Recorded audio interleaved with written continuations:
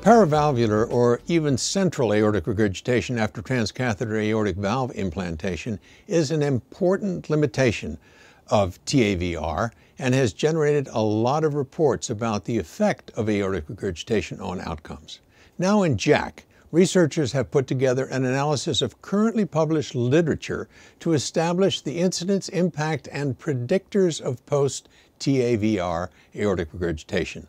They reviewed studies published between 2002 and 2012 with regards to using an electronic search and reviewed using a random effects model.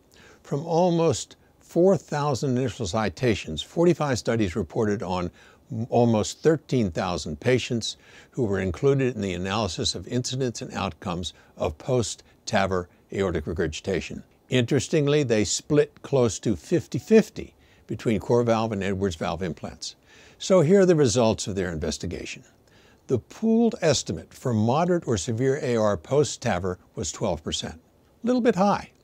Moderate or severe AR was more common with use of the CoreValve at 16% versus 9%.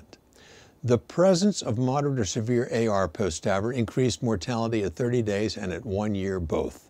Mild AR was also associated with an increased hazard for mortality, but that was overturned by a sensitivity analysis.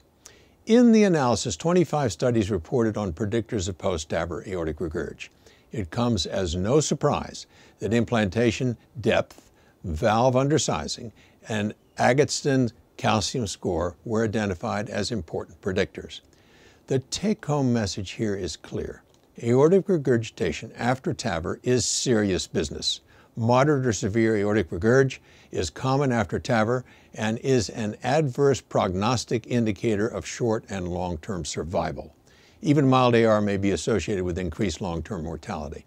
The authors state the obvious, that after TAVR, every effort should be made to minimize AR by comprehensive pre-procedural planning and meticulous procedural execution. But that may be easier said than done. In my view, what we are seeing is what happens with almost all new technology. First-generation devices are not perfect, and it rests on the better designs of the next-generation valves to diminish the incidence of AR post-TAVR.